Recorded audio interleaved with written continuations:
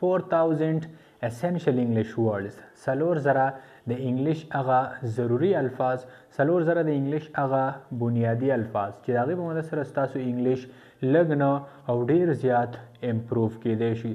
ستاسو په انګلیش کې لږ نه او ډیر زیات تبدیلی راتلی شي، لږ نه او ډیر زیات بدلون راتلی شي. خو ګرانو کتونکو دا زه نه ویم، دا هغه خلک وایي د چا چې مورنۍ ژبه مورنۍ زبان انګلیش دی، یعنی نیټیو سپیکر.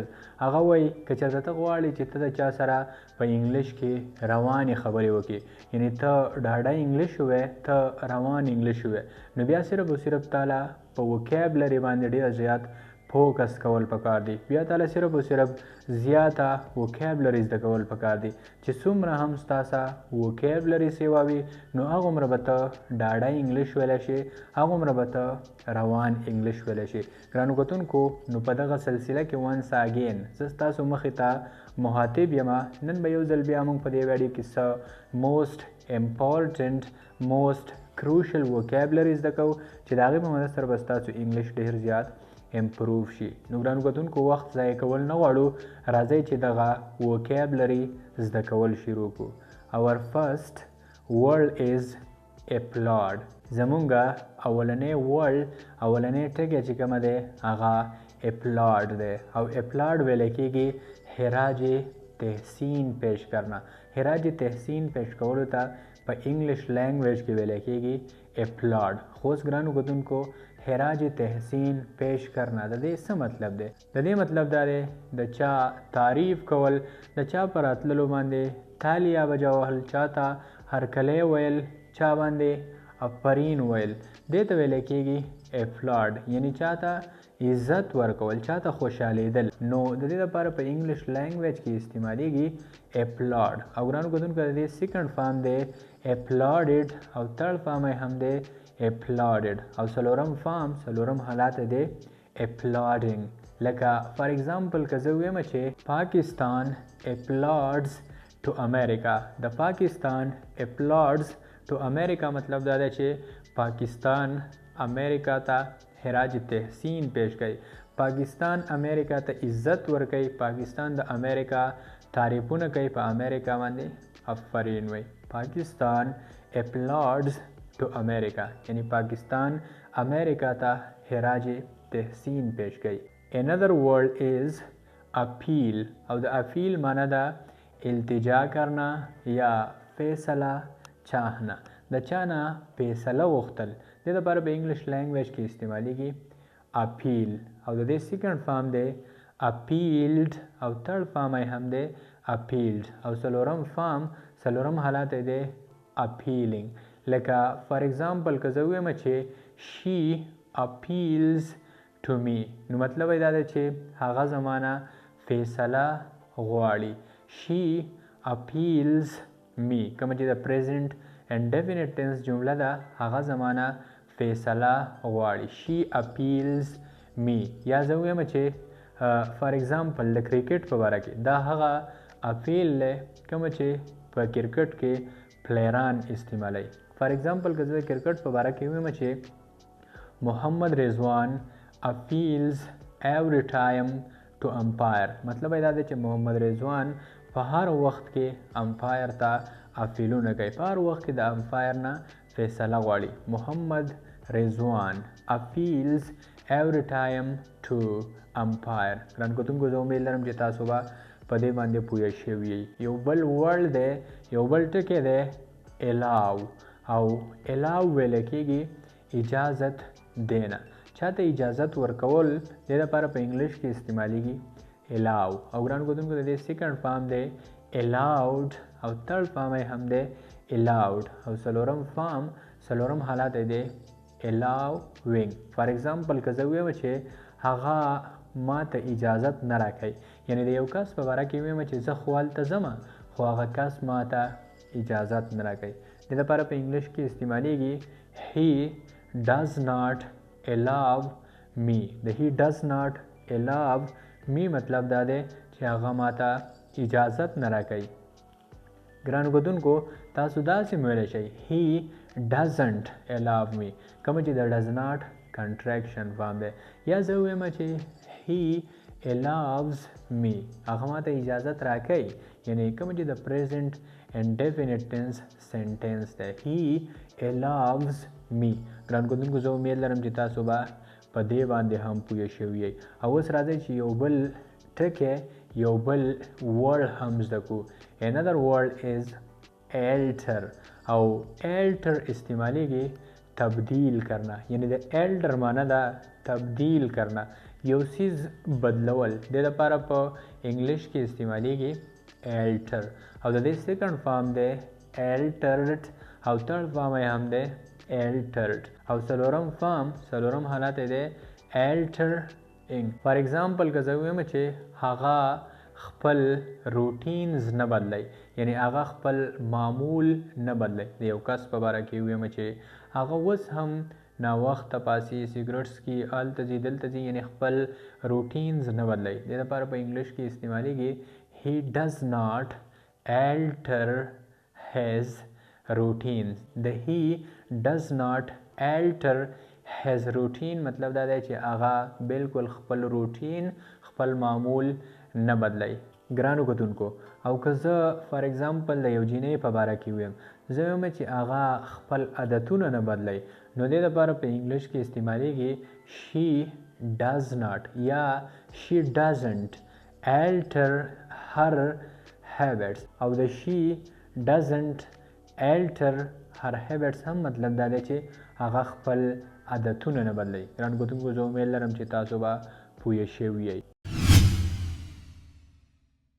एडवर्टाइज और एडवर्टाइज ویل کېږي اشتهار دینا کسی چیز کو مشهور کرنا یو چیز مشهورول دې ته په انګلیش لینګویج کې ویل کېږي एडवर्टाइज او د دې سیکنډ فارم دی एडवर्टाइज्ड او تھرډ فارم یې هم دی एडवर्टाइज्ड او څلورم فارم یې دی څلورم حالت یې دی एडवर्टाइزینګ فار ایگزامپل که زه ووایم چې خپل پروډکټس مشهور کا خپل پیداوار مشهور کا دې لپاره په انګلیش لینګویج کې استعمالیږي advertise your products او د advertise your products مطلب دا دی چې خپل پیداوار مشهور کا یا زه وایم چې خپل پیداوار خپل پروډکټس مه مشهوروه دې لپاره په انګلیش کې استعمالیږي don't advertise your products او د don't advertise your products مطلب دا دی چې خپل پیداوار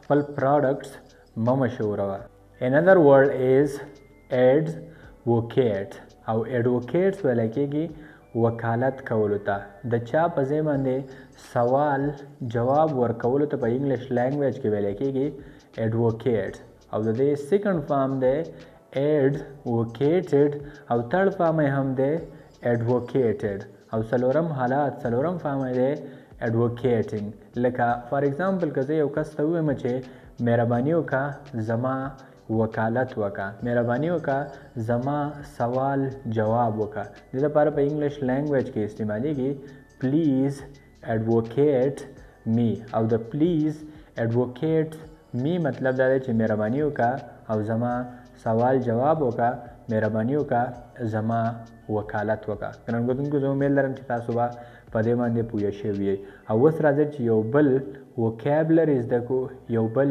ورب زده کړو another word is effect او د effect مطلب دی اثر کرنا اثر کولو ته په انګلیش لینګویج کې ویل کېږي effect او ګرانو کتونکو د دې سیکنډ فارم دی affected او تھرډ فارم یې هم دی affected او څلورم حالت یې دی affecting لکه فار ایگزامپل زه د میډیسن دوایانو په باره کې خبره وکم فار ایگزامپل که زه ووایم چې دا دوایي په ما باندې ډیر زیات اثر کوي دا میډیسن په ما باندې ډیر زیات اثر کوي دې لپاره په انګلیش لینګویج کې استعمالیږي this medicine affects me good او د this medicine affects me good مطلب دا دی چې دا میډیسن دا دوایي چې کومه ده دا په ما باندې ډیر ښه اثر کوي یا زه ووایم چې your emotional words affect me a lot مطلب دا دی چې ستا جذباتي الفاظ ستا جذباتي words په ما باندې ډیر زیات اثر کوي your emotional words affect me الاټ مطلب دا دی چې ستا جذباتي الفاظ ستا جذباتي ورډز په ما باندې ډېر زیات اثر کوي. او ګرانو کتونکو زه امید لرم چې تاسو به په دې باندې هم پوه شوي او اوس راځئ چې یو بل ورب زده کړو، یو بل وکیبلري هم زده کړو. another word is affix او affix ویلی کېږي چپکانه یعنی لګانه. په یو سیز باندې یو بل سیز لګول د لپاره په انګلیش لینګویج کې استعمالیږي افیکس. لکه فار ایگزامپل په دیوال باندې یو پیپر لګول، په گاډي باندې یو سټیکر لګول، یا داسې یو سیز چې هغه په بل سیز باندې تاسو ولګوئ نو دغه لګولو ته ویل کېږي افیکس. لکه فار ایگزامپل که زه ویم چې په دیوال باندې پیپر کاغذ مه لګوه، د لپاره په انګلیش لینګویج کې استعمالیږي don't affix paper on the wall. او د don't affix paper on the wall مطلب دا دی چې په دیوال باندې پیپر یعنی کاغذ مه لګوه. یا زه ویم چې زما په ګاډي باندې سټیکر یې مه لګوه don't affix stickers on my car. او د don't affix stickers on my car مطلب دا دی چې زما په ګاډي باندې سټیکر یې مه لګوه. او دغسې بلها examples. نو د لګولو دپاره یو سیز په یو بل سیز باندې د لګولو دپاره په انګلیش لینګویج کې استعمالیږي افیکس. افرنٹ دی او افرنٹ ویلی کېږي برملا توهین کرنا، د چا په ښکاره باندې بېعزتي کول، د چا په ښکاره باندې توهین کول، دې ته په انګلیش لینګویج کې ویلی کېږي افرنٹ یعنی د چا هتک کول. او ګرانو کتونکو د دې سیکنډ فارم دی افرنټډ او تھرډ فارم یې هم دی افرنټډ او څلورم فارم یعنی آی ان جی فارم یې دی افرنټینګ. لکه فار ایگزامپل که زه ویم چې اسرائیل افرنټس فلسطین نو د دې مطلب دا دی چې اسرائیل په ښکاره باندې د فلسطین هتک کوي، اسرائیل په ښکاره باندې د فلسطین بېعزتي کوي. اسرائیل افرنټس فلسطین مطلب دا دی چې اسرائیل په ښکاره باندې د فلسطین هتک کوي، بېعزتي کوي. another word is afflict او afflict ویلی کېږي دک دینا، تکلیف دینا، چاته تکلیف ورکول. دې ته په انګلیش لینګویج کې ویلی کېږي afflict او د دې سیکنډ فارم دی afflicted او تھرډ فارم یې هم دی afflicted او څلورم حالت یې دی afflicting. لکه فار ایگزامپل که زه ویم چې naughty students afflict every time to their teacher مطلب یې دا دی چې شرارتیان سټوډنټان، شرارتیان طالب علمان هر وخت خپل استاد ته تکلیف ورکوي، خپل استاد ته دک ورکوي. naughty students afflict every time to their teacher مطلب یې دا دی چې شرارتیان طالب علمان، شرارتیان سټوډنټان هر وخت خپل استاد ته تکلیف ورکوي. ګرانو کتونکو زه امید لرم چې تاسو به پوه شوي یئ. او اوس راځئ چې یو بل ورډ یو بل لفظ هم زده کړو. another word is align او align ویلی کېږي صف بندي کرنا، صفونه جوړول. فار ایگزامپل په جومات کې د جمع دپاره د مونځ دپاره صفونه جوړول، په جنازه کې صفونه جوړول، یا یو بل کار ته یو بلې خبرې ته صفونه جوړول. دې ته په انګلیش لینګویج کې ویلی کېږي الاین. او ګرانو کتونکو د دې سیکنډ فارم دی الاینډ او تھرډ فارم یې هم دی الاینډ او څلورم حالت یې دی الاینګ.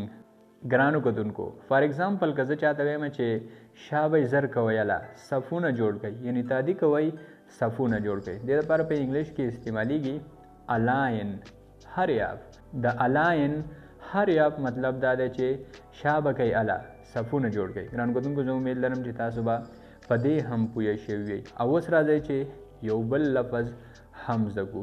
بل لفظ دی اګریو او د اګریو مطلب دا دی غمزدہ کرنا، کسی کو غم پہنچانا، چاہتا غم رسول. دې ته په انګلیش لینګویج کې ویلی کېږي اګریو او د دې سیکنډ فارم دی اګریوډ او تھرډ فارم یې هم دی اګریوډ او څلورم حالت یې دی اګریوینګ.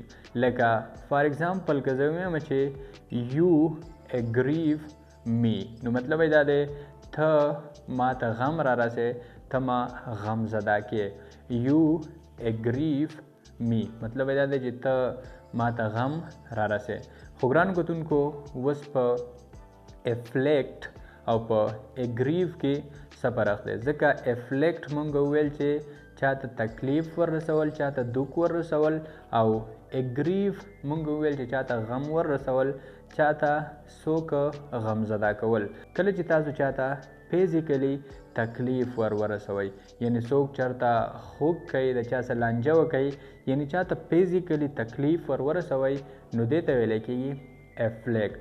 او اګریو ویلی کېږي څوک غمجن کول، چا سره یو ناانصافي کول، د چا سره یو ناجایزه کول، څوک غمجن کول، څوک غمزده کول، دې ته ویلی کېږي اګریو. ګرانو کتونکو زه امید لرم چې تاسو به په افلیکټ او په اګریو د دې دواړو په منځ کې چې کومه فرق دی، کومه ډیفرنس دی، تاسو به په هغې باندې پوه شوي یئ. اميوز and amuse mean خوش کرنا. ګرانو کتونکو د وکیبلري په سلسله کې زموږ اولنی ورډ، اولنی لفظ چې کومه دی هغه امیوز دی، د کومې مطلب چې دی خوش کرنا، یعنی څوک خوشحاله کول. او د دې سیکنډ فارم دی امیوزډ، او تھرډ فارم یې هم دی امیوزډ، او څلورم حالت یې دی امیوزینګ.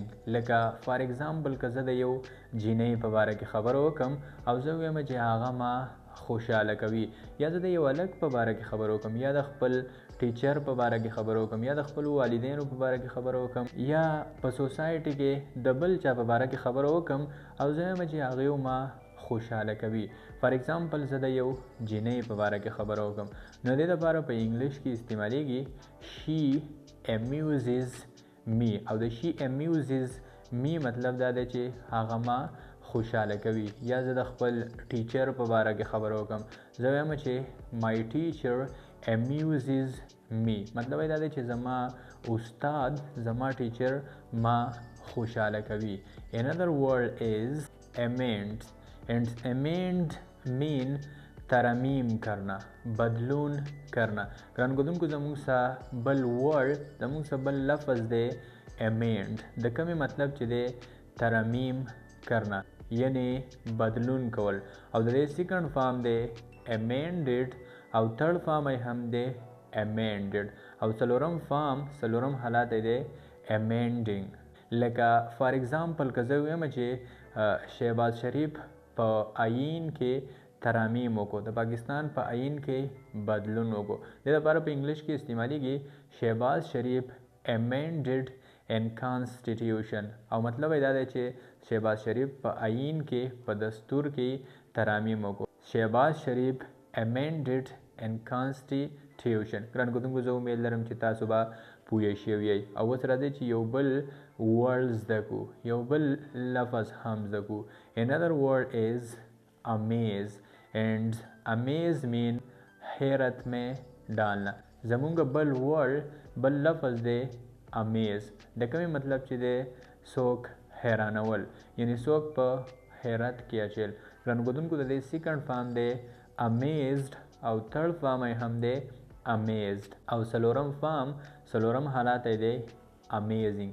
فار ایگزامپل که زه ووایم چې یو هلک ته ویم یا یو بل چا ته ویم چې ته ما همیشه دپاره حیرانوي، یعنی ته چې دا کومه کارونه کې، کومه کارنامې کې، نو ته ما بالکل حیرانوي.